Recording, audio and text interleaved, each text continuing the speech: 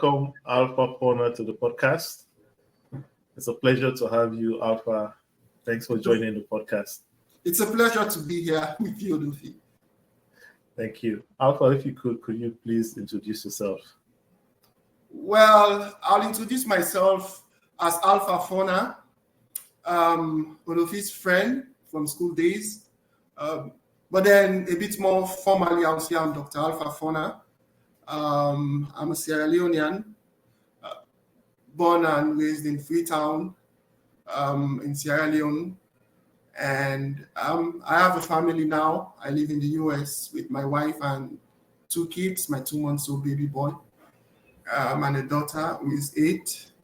I work at the University of Georgia as a research scientist. And yeah, I'm Odofi's friend. I'm happy to be here with Odofi today. So thanks, Alpha, for that introduction.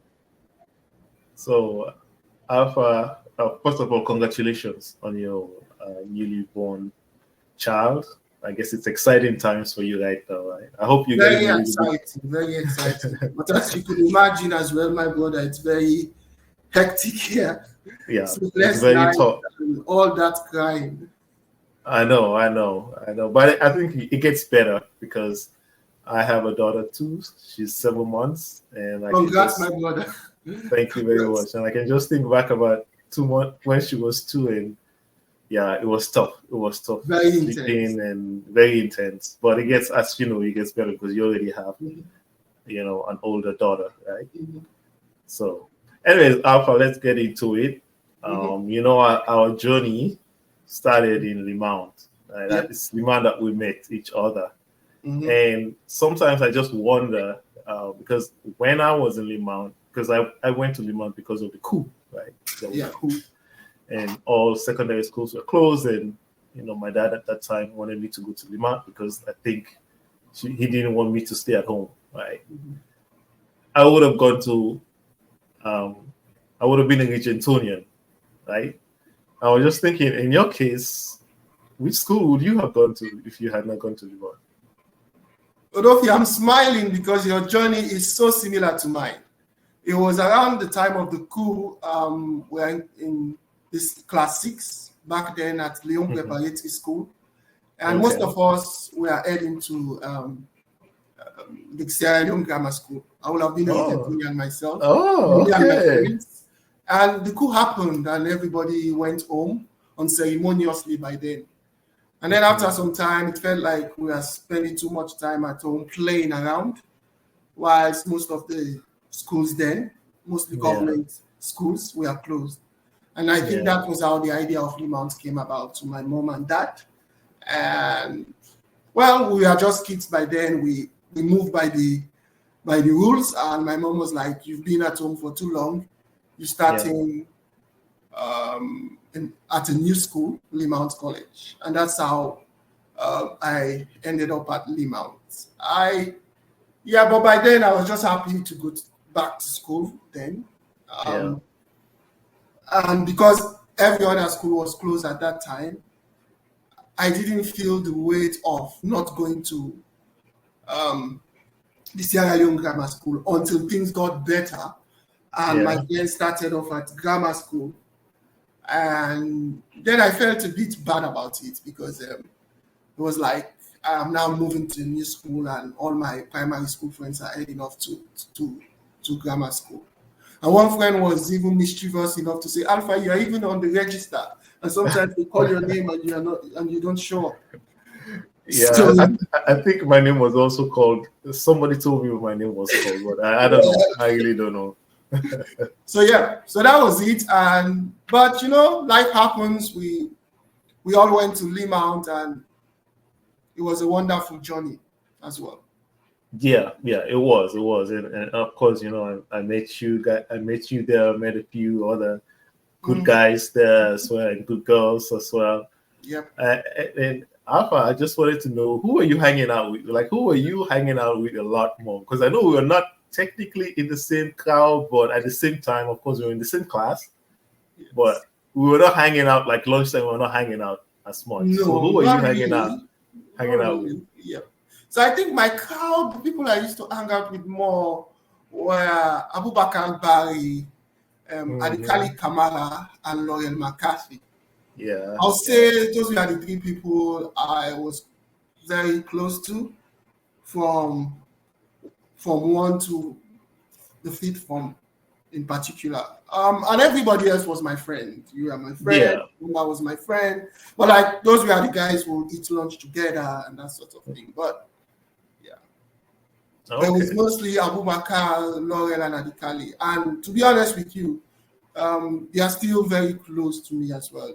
Those two guys. Like we are like brothers now, and we keep in touch, everything. So yeah, I could imagine though, coming from, all the way back from Limout, all the way here. You're talking about 20-something years of friendship. So for sure, I know that friendship would have solidified in so many, many, many ways. Yeah. But so I would say your Limout days, how would you sum up your Limout days? Would you say one of the best days, or one of the days that you're young, wild, and free, and had a good time? Yeah, Limout was very exciting for me. Limout was very exciting. We like just meeting people from other schools, making new friends. The teachers were lovely. Back then, compared to like friends who ended up in some other schools, we didn't quite realize just how fortunate we were in that Limout environment, because it was really an environment that allowed us to grow and blossom as kids. Kids, but then as young adults or teenagers, as it were by then, we learned a lot at Limout, and there were people in the school invested in our growth and development. The teachers, the school administrators. Yeah. So for me, that was a very exciting time in my life. And in hindsight, I feel a lot of learning and growth happened while we were at Limout. Learning about myself, not just academic work, but just learning about myself, about comporting myself, about taking care of myself better. I learned a lot about those sort of things at Limout.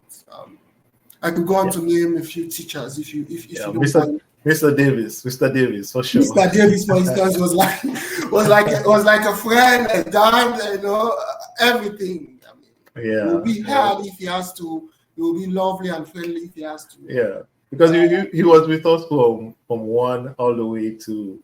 I went to university at 5th form. I don't know. Did you continue to 6th form, or did you go directly to commerce? Exactly. After your O levels. No, well, I did the 6th form. Okay. That was how, in fact, I got closer to even Laurel and Abubakar, because Abubakar also left and went to Jala. But Laurel and Abubakar did 6th form as well, so we came even closer. We did the 6th form. Yeah.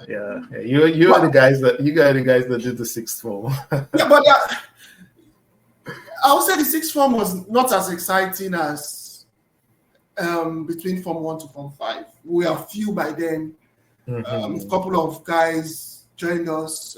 Oladipo Lake, I don't know if you know him. Oladipo Lake. Yeah, the name is familiar. And it was nice as well, but yeah, 5th form, 4th form, Form 3, Form 2, those were the days. Those were the days, like all the people, we met, we were together with just lovely friends, and it was fun. So I did agree. the 6th form and for a couple of years, and we moved on to commerce. Me and Laurel in particular, and Abubakar went on to FBC as well.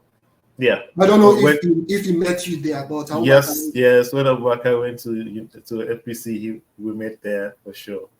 And just talking about commerce, so. I never understood it, and I never asked you why, but I think this is a perfect opportunity for me to ask you why. Why was commerce your choice of university?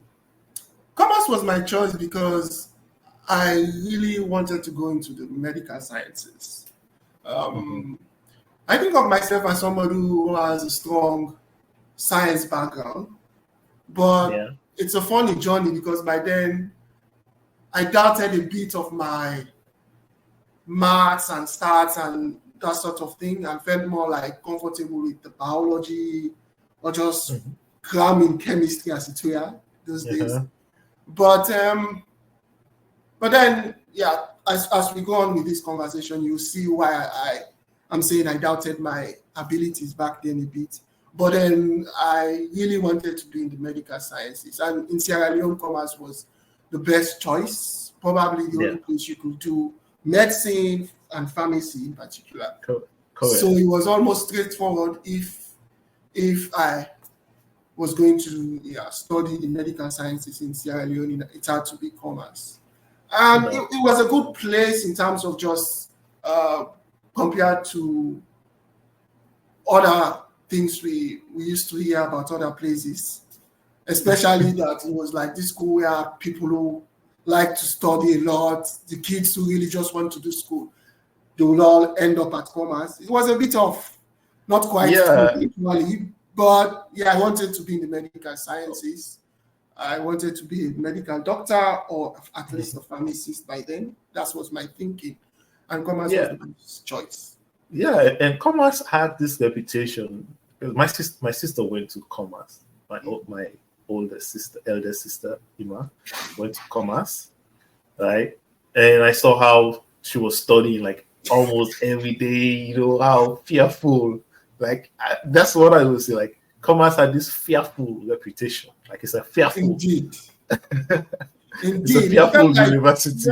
You had to, it was like you have to study every day, every time. But then we went to commerce and, I met other people there, started making friends at commerce as well. And it was different from Limout.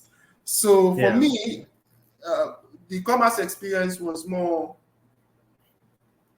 I would say a bit more challenging because at Limout we had so much support.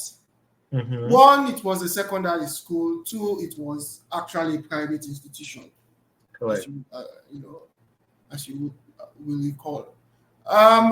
So you were moving to this institution where they expect you to develop a bit more maturity and independence with your work. And also, to be honest with you, a more locally based institution as it were in Sierra Leone by then. So you have to deal with these two realities of just university demanding a bit more independence from you and the Sierra Leonean culture, institutional culture being thrown at your face, as it were, unlike just being at Limout.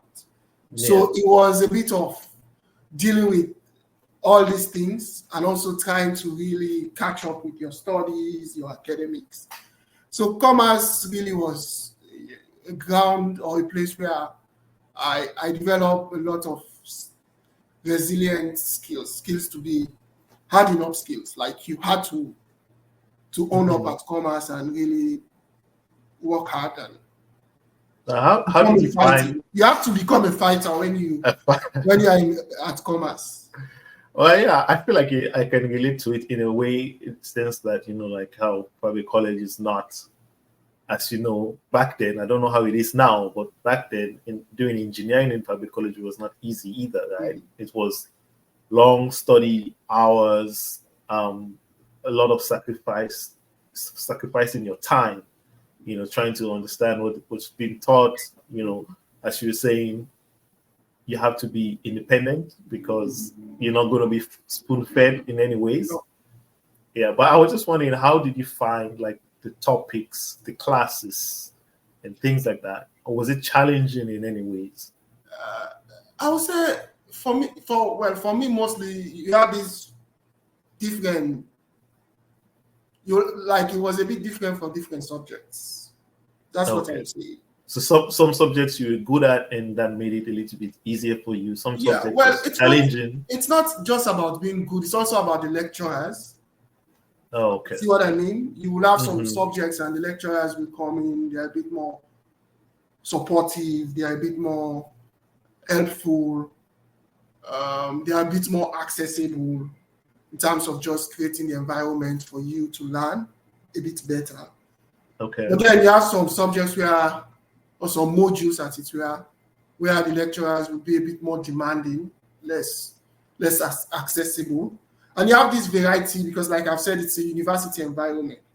You have school like Limout and lot of pressure from the administration for every teacher to have some kind of minimum standard or expectation of how to deliver their material, right?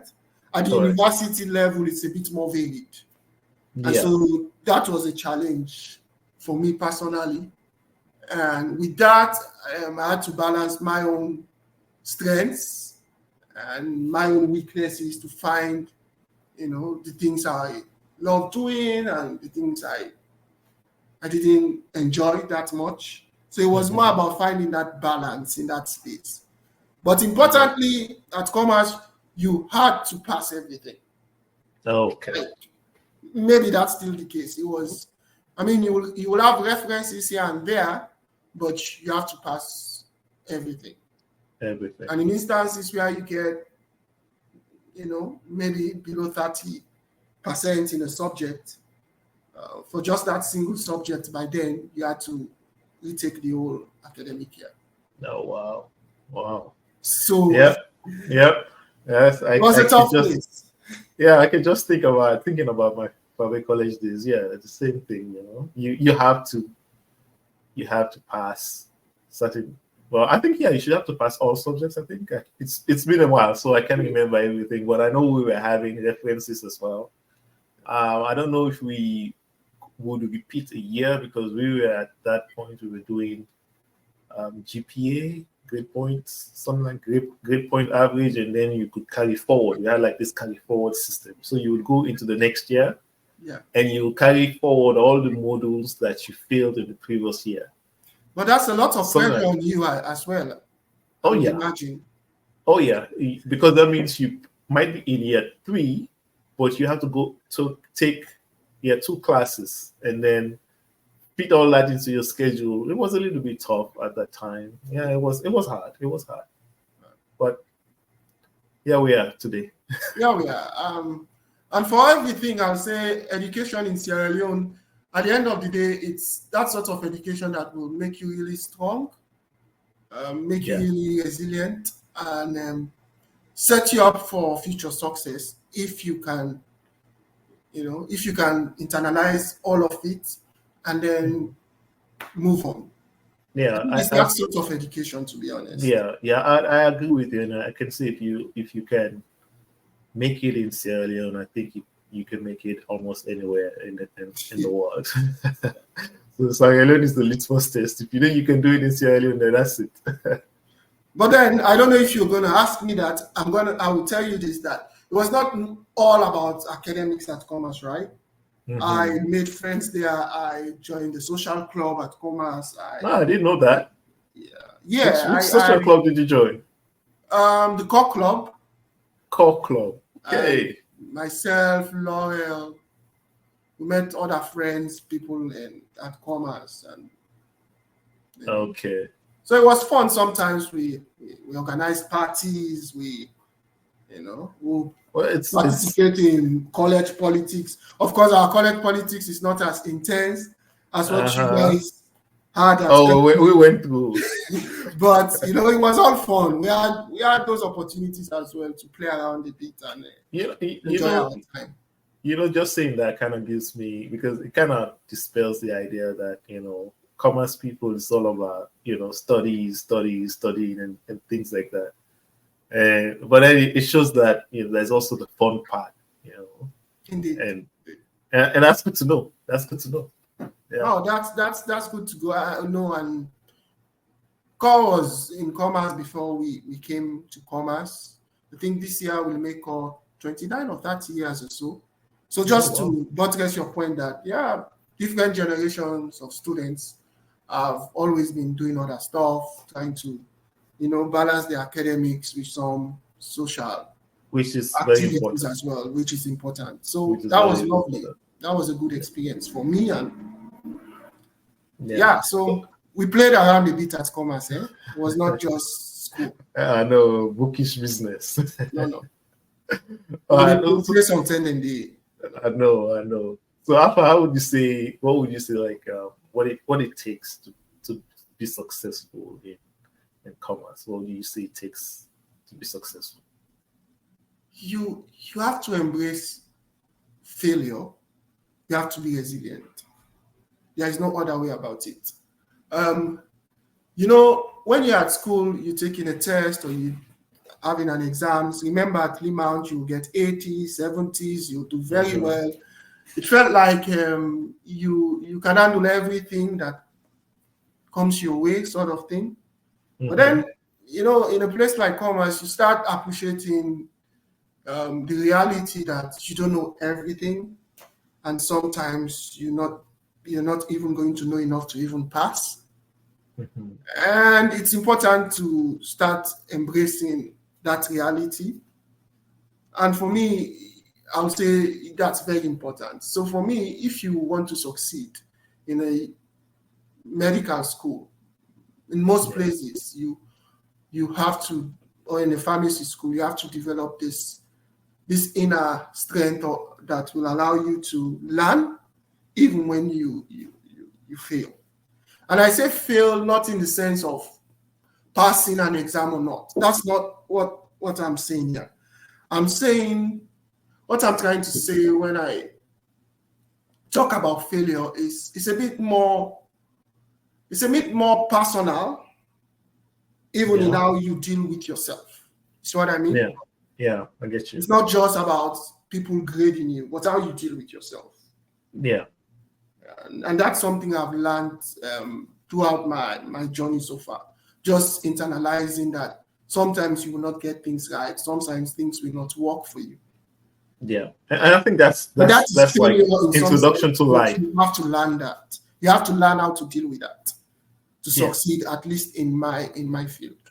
Yeah, and I think it cuts across every field and even into life, bleeds into life, right? Because in life you wouldn't know everything. In life you won't meet your goal, and that is not failure. It's just that you didn't get to your goal at the point, but that it's another opportunity to refine and think about how you can approach it again from a better angle, or look at it from a different angle, and how you could proceed and try to do it again, right? So and learn.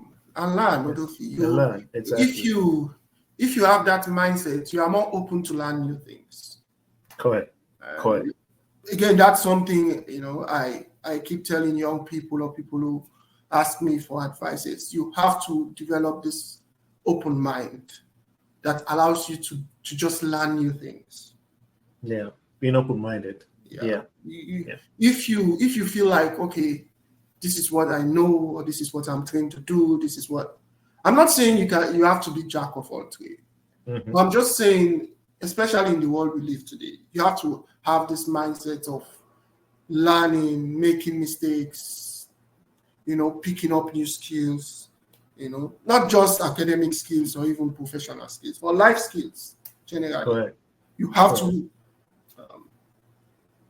be able to handle these sort of things to succeed. True. Well said, Alpha. Alpha, I just want to get into epidemiology, right? Big word. Yes. So how you were in commerce and you at one point you go like, I want to do epidemiology. How did that come about? Like, what was your thought process in getting into that type of specialization? So if you go back earlier in this conversation, I mentioned at some point that I was a bit uncomfortable with my numerical skills, even though I'm a scientist. There are times I felt like I'm not too strong in math or too strong in statistics or that sort of thing. Yeah. And so to go on to do epidemiology and a bit of biostatistics was like facing your fears, if you ask me. Yeah. But after finishing commerce, I was really determined to go on to do postgraduate studies. Yeah. And for me, it was more like going into maybe something more public health oriented. But also, it was also a bit more like even if I go into public health, I want to do something more technical within public health rather than just public health. Okay. And you realize that, the technical subjects that define public health,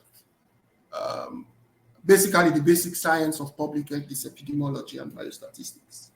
Okay. And to do that, you need a bit of numerical skills. You need to be comfortable with numbers.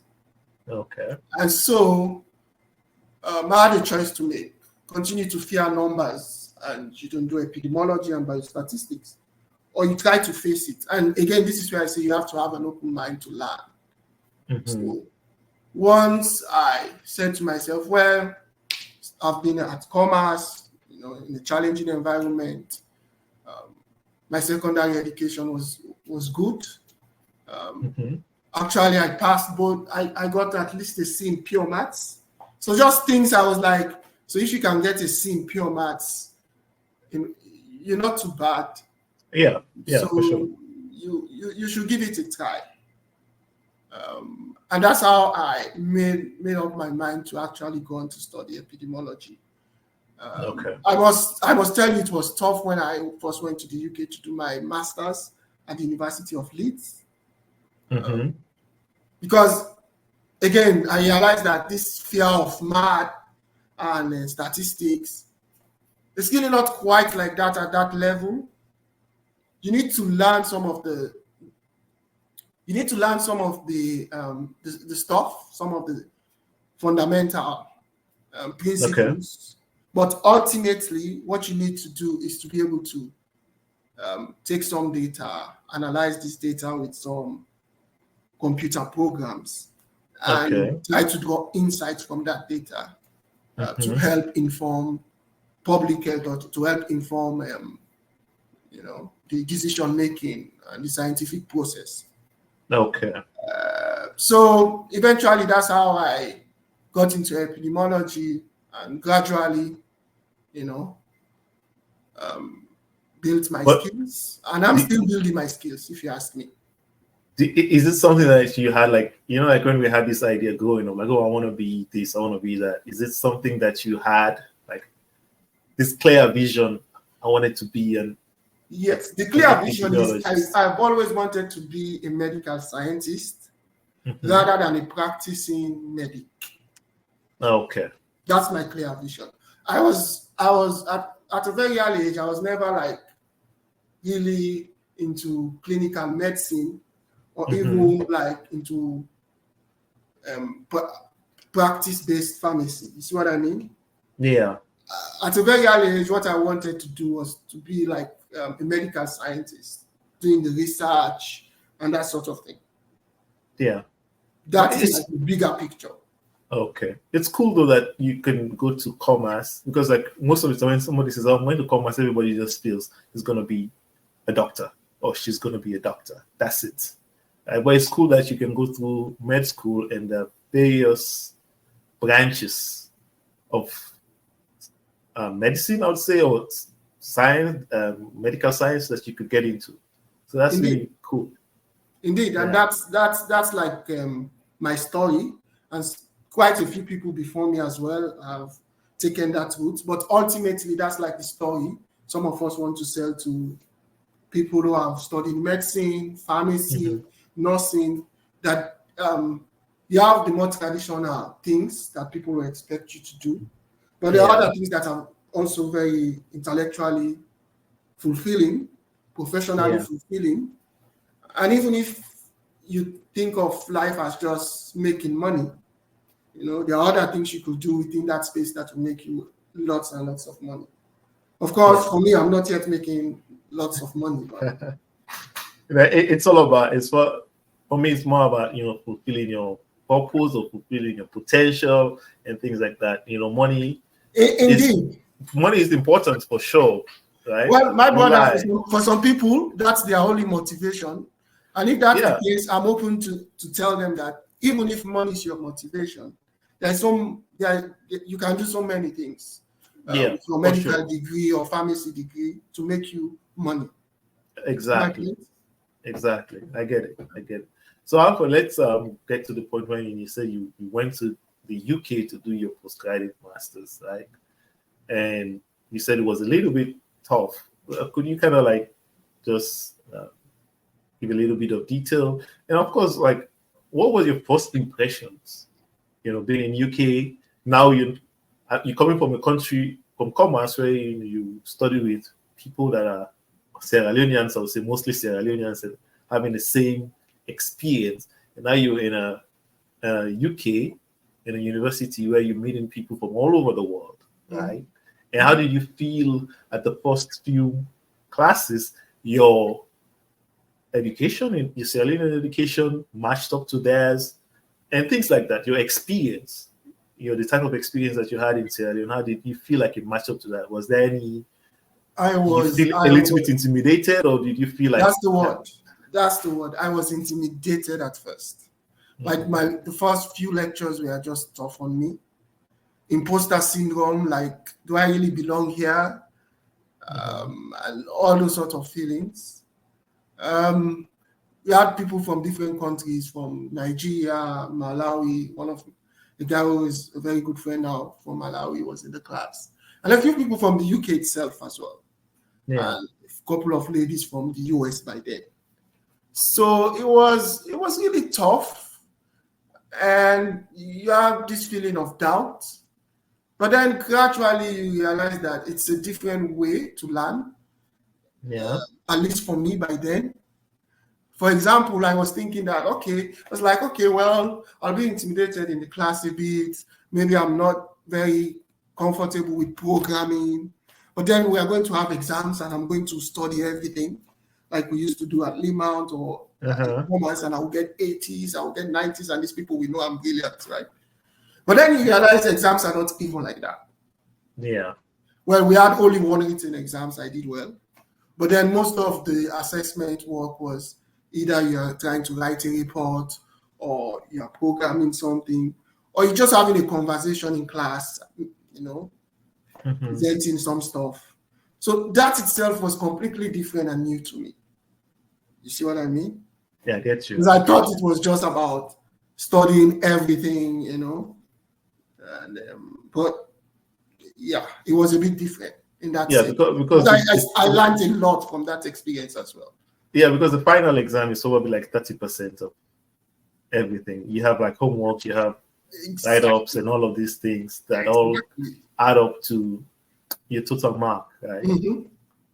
So it was quite a different, I believe, in your different way of learning, and maybe like writing essays, for instance. Yeah. In Sierra Leone, for me, essays were about you got some material, some notes.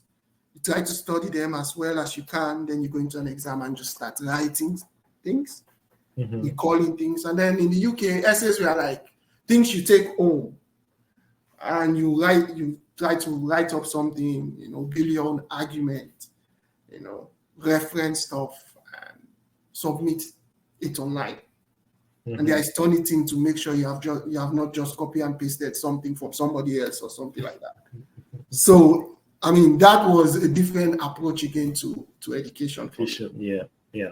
Just writing essays at home on your computer, use whatever you want, but there has to be that level of originality to make it your own.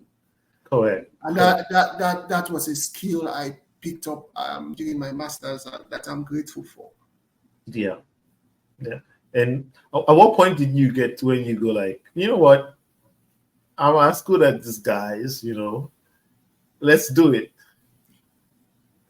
Indeed. And like I said, this sort of the way we are being assessed, like he'll give you some things to do at home, and I go home, I'll do things, work on my computer, and I realized that things were not as hard as I thought they were.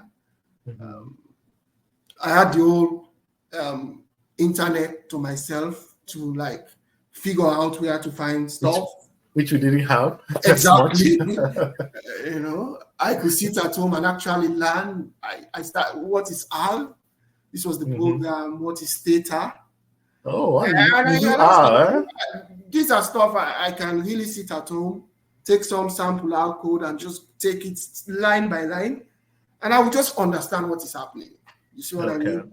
Yeah. And gradually, by the time I was like 3-4 months into the program, I sort of got comfortable, getting through my assignments, doing my own stuff. And and I realized that that's what everybody used to do. Then you are in the room and you realize that everybody is just learning as well. At some point I thought, so there was this time when even we had this kind of lab, and even the professor by then was struggling to sort out something. Okay. And you just realize how learning is in this sort of environment. And it was like, okay, this is challenging. Let me Google a bit in front of all of us. Mm-hmm. And we spent like 5-10 minutes for him to see or come up with a solution. Mm-hmm. And then these sort of things will stay with you. And you realize this is how learning works. It's not all about knowing everything. It's about building this attitude of trying to find out, where the answers are, what the collaboration. How do you collaborate with people? How do you work within a team? Achieve a result and things like that. Because that's what you do in most workplaces. You have to collaborate because everybody's doing few bits of things to achieve a greater goal, right? Mm-hmm. So these are some of the things you pick up when you access Western education, and I'm grateful I had that opportunity. No, okay. And did you also do your doctorate in Leeds as well? No. So what happened, by the time I finished my master's, it was just about the time when Ebola started in Sierra Leone. Okay. About towards the end of 2014. So I went back to Sierra Leone. After the master's. And it was around the time when Ebola started. I got a job with an agency called eHealth Africa. And they were doing a lot of data analysis for the Ebola program in Sierra Leone. Yeah. So I joined their team, and we are doing a lot of plotting graphs, accessing data, trying to make sense of what is happening in space and time. Okay. So that was a good work experience for me because it felt like those skills I've learned in Leeds. I was actually in Sierra Leone using them to solve a problem in my own country, in my own environment, right? Mm-hmm. So that was very empowering. And it was a learning opportunity as well to work with real people doing real public health or epidemiology stuff on the ground. And that opened doors for me because it was about the time also they started this Ebola vaccine trial. Oh, cool. And so I moved on from eHealth, analyzing real-time data for Ebola, to actually working as a data scientist, in one of those vaccine trials. Okay. I mean, it was interesting by then because they had openings for pharmacists, they had openings for data scientists.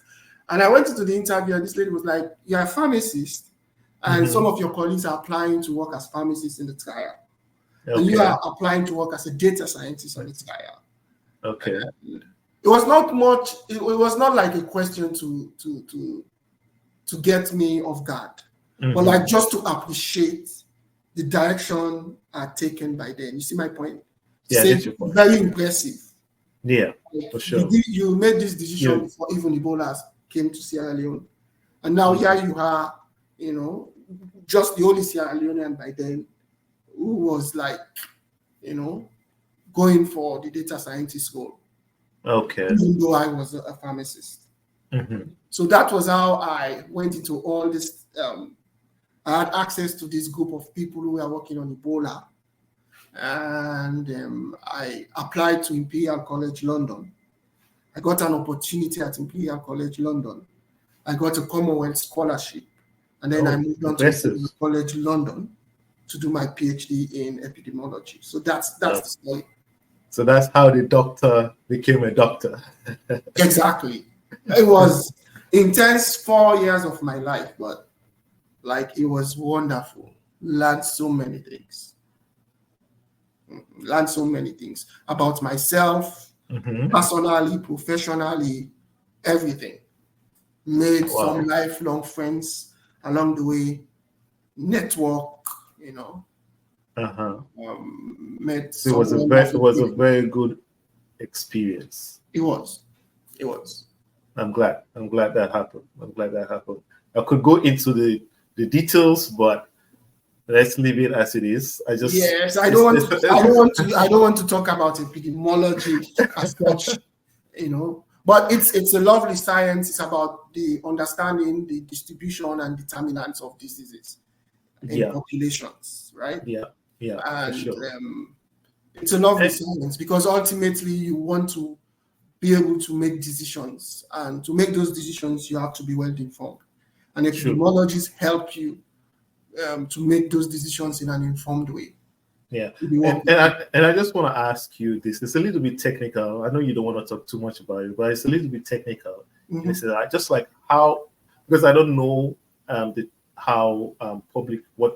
the public health situation is in Sierra Leone, but the question is like how important you feel public health, because we've experienced Ebola, we've experienced COVID in Sierra Leone, and for sure, maybe, hopefully, by God's grace, it doesn't happen anytime soon. But as a scientist and a realist, it's going to happen sometime in the future. It will, unfortunately. So how important do you feel like epidemiology is to a country? It is very, very important, Like I've said, when something is happening, it feels like nobody knows anything. It feels like we are all just taking actions without having an understanding of what is happening blindly. You go to the hospital, if the hospital system is very strong, doctors will treat individual patients. Some people will survive, some wouldn't. But ultimately, you want to have this bigger picture that will tell you what is causing this disease,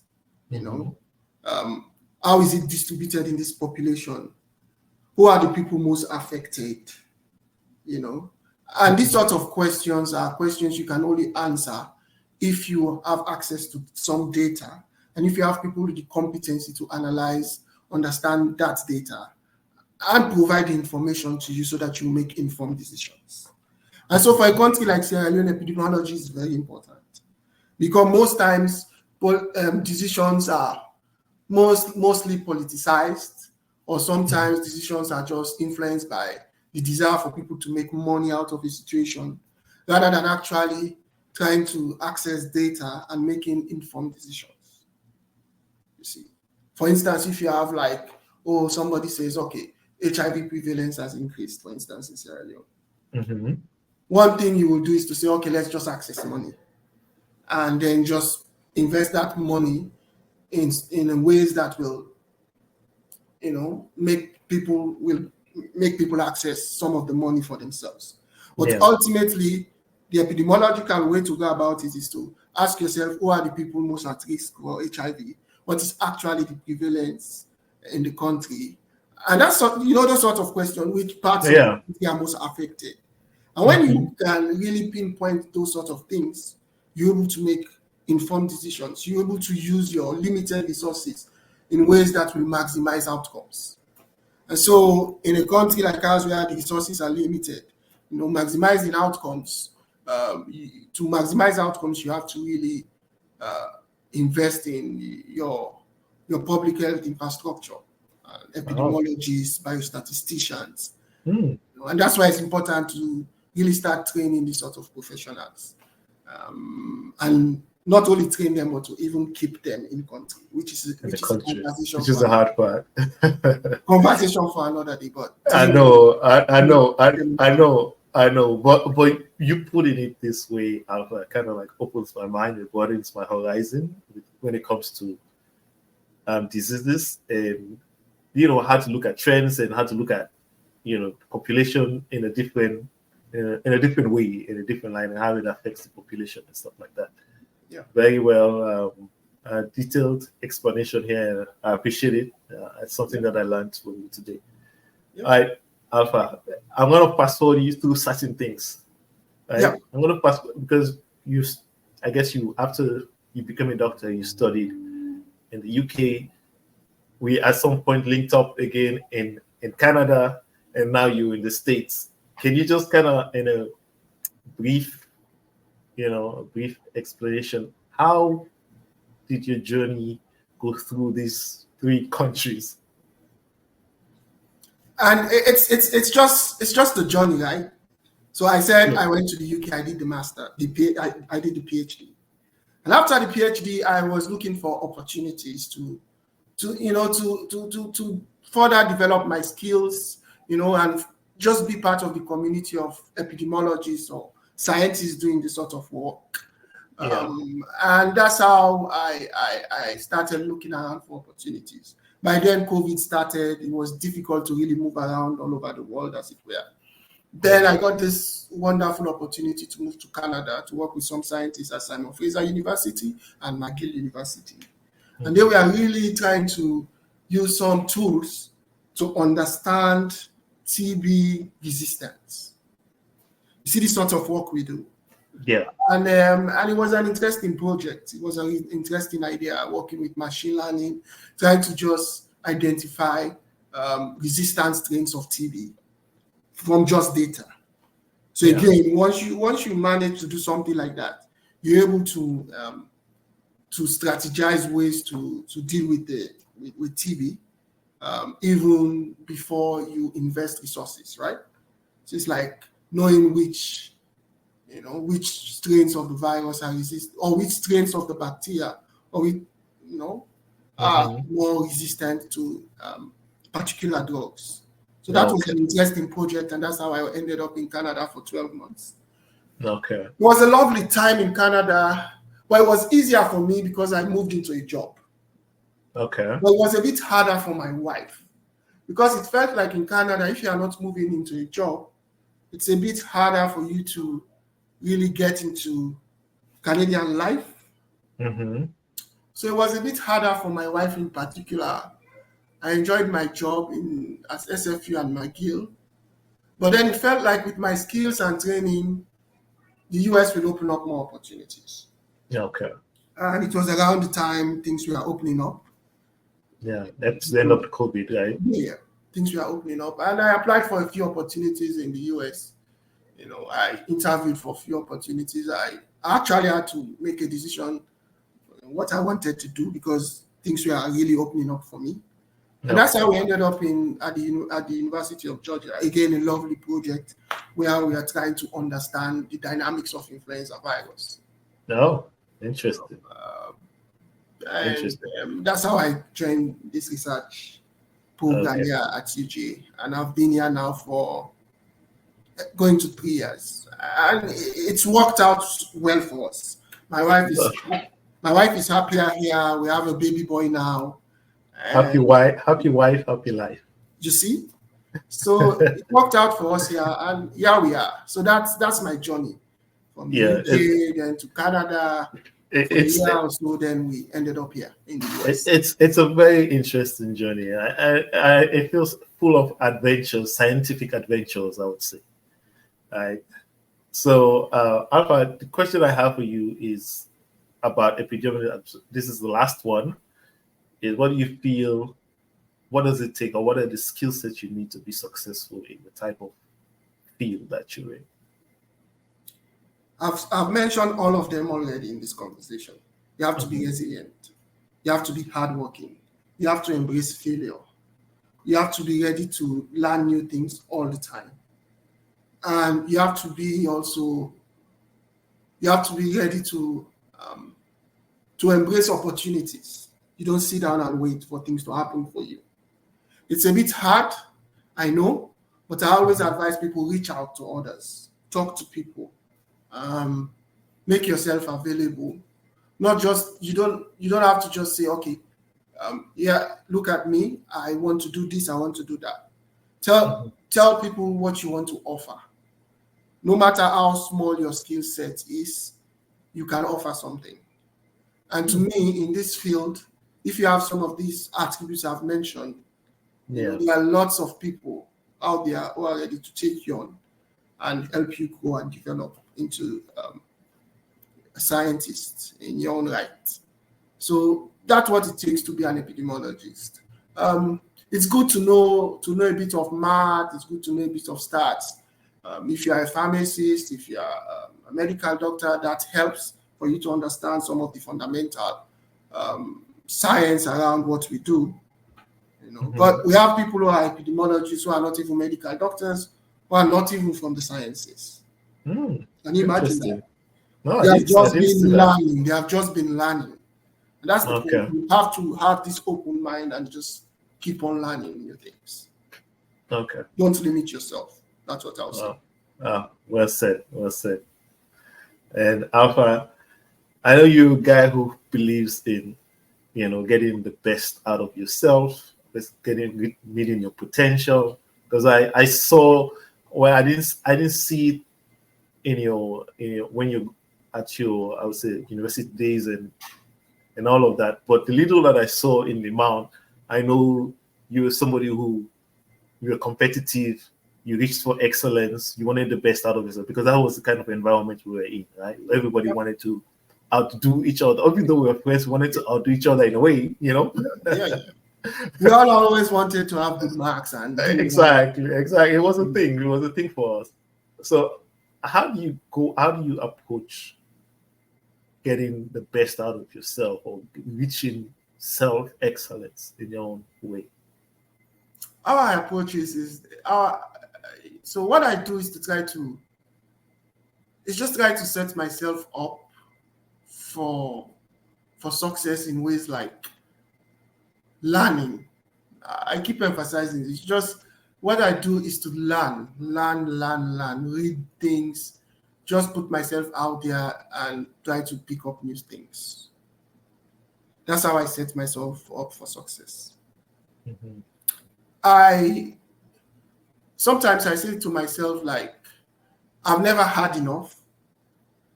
I need to know more. So there's that hunger. Yes. So these days I'm sort of like, I sit down, like I've said, this kind of imposter syndrome, that's how it's called. Yeah, imposter syndrome. I'm sitting down, I'm like, well, maybe I'm doing too much now. At this stage in my life, I should just switch off, enjoy my lovely family, and that sort of thing. But it doesn't work that way. I realize that everybody around me is just learning. Everybody's just trying to pick up new skills all the time. Everybody's just trying to add value. So the environment also helps. It's very important. In an environment where people are also reaching for excellence, that also motivates you to reach out for excellence as well.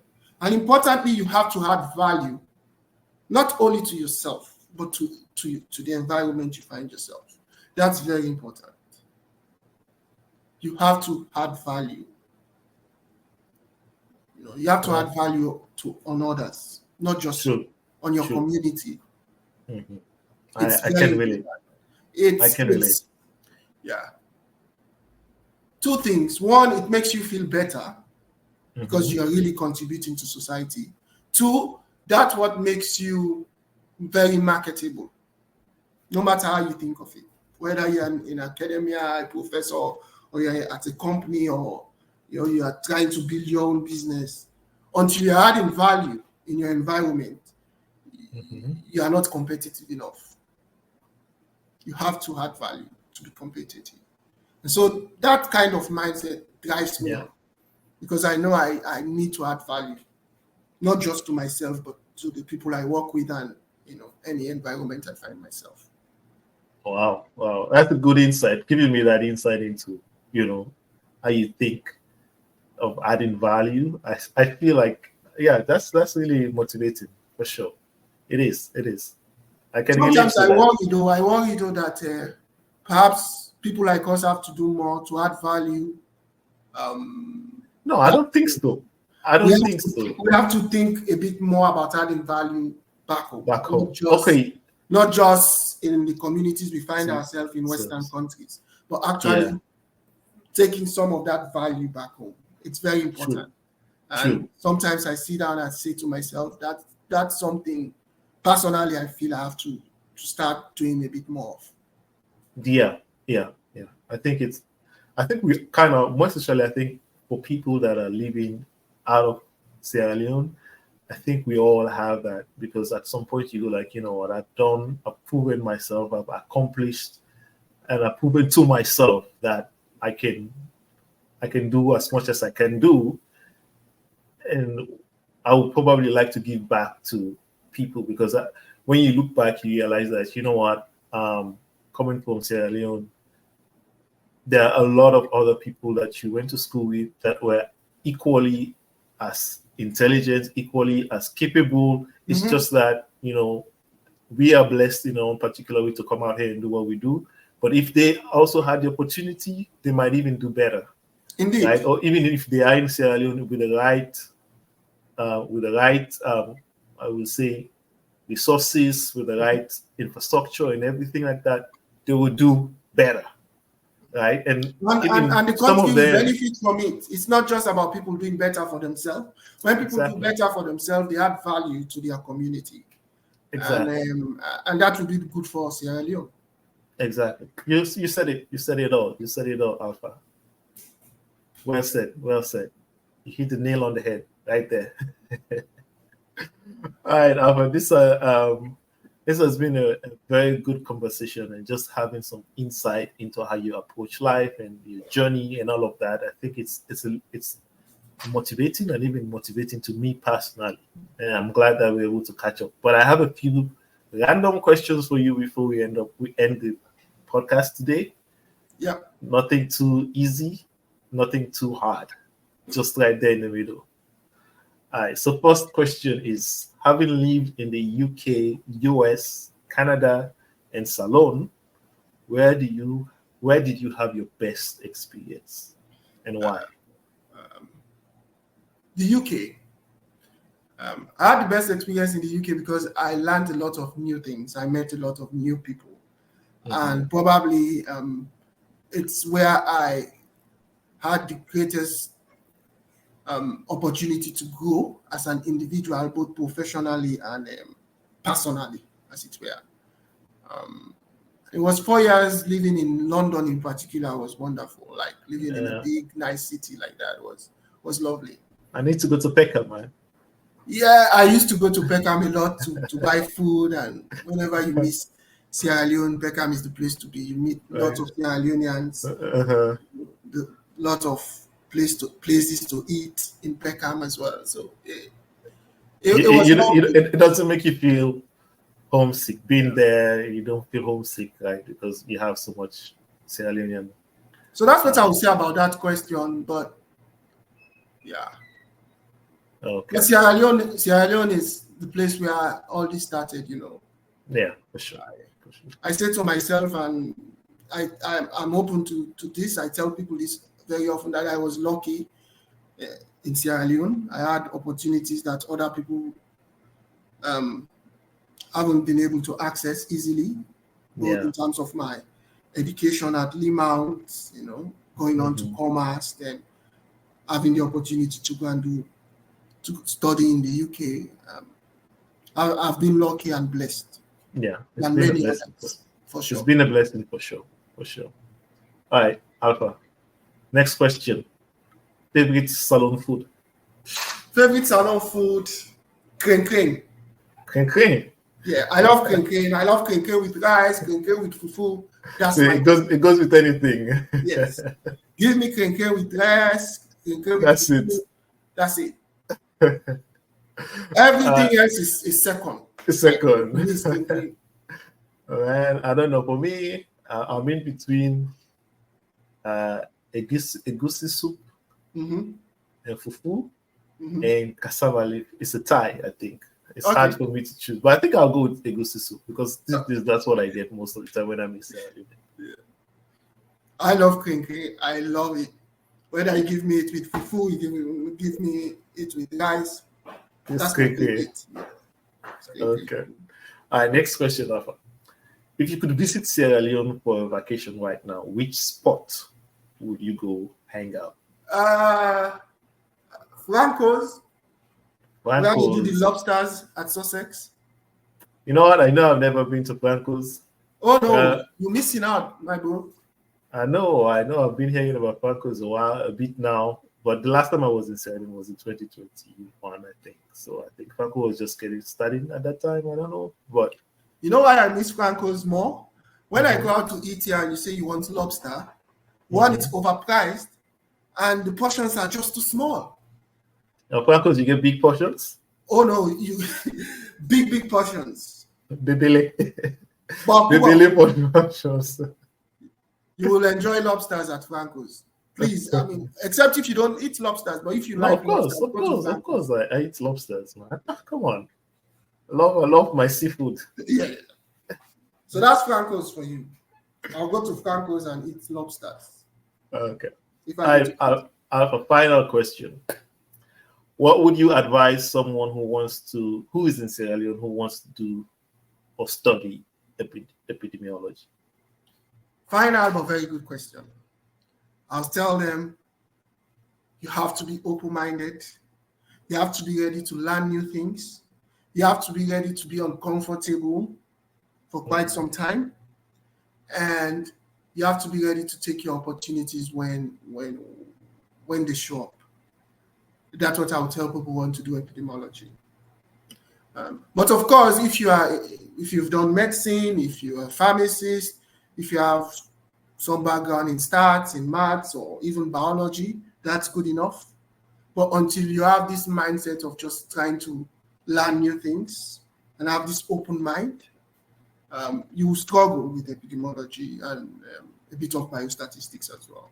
Why I'm saying this because in Sierra Leone, I don't know what happens in the schools of public health, Jala, even commerce. I don't know how much, but it's not the sort of things you do a lot of in undergrad, and stuff like, working with computer programs. Those are not the sort of things people learn a lot of in Sierra Leone. Yeah. So if you want to do EP, these are things you will have to learn at some point. And until you have this mindset of actually struggling for some time, until you get to that point where you're learning and picking up things, it will be intimidating for a start for many people. It was for me. So my advice is don't be intimidated, have an open mind, and start learning. Make mistakes and learn from them. If you have that mindset, you are definitely the sort of person that will go on to do epidemiology and become an epidemiologist. Well said, Alpha. Well said. Well said. I have nothing else to add to that. I think you said it all right. So that's all I have for you in terms of questioning, Alpha. And I think my final word here, Alpha, is that it's been a pleasure catching up with you. It's been a while, and just taking me into your own world a little bit to get a glimpse into your journey and your adventure. I think congratulations on everything that you've accomplished so far, and I know you'll go on and do great more things. And thanks for just sharing your own words of wisdom and advice. I appreciate it. Thank you, Odofi. Thank you. This was a wonderful experience for me as well. Thank you so much for giving me the opportunity. Thank you, my brother. It's a pleasure.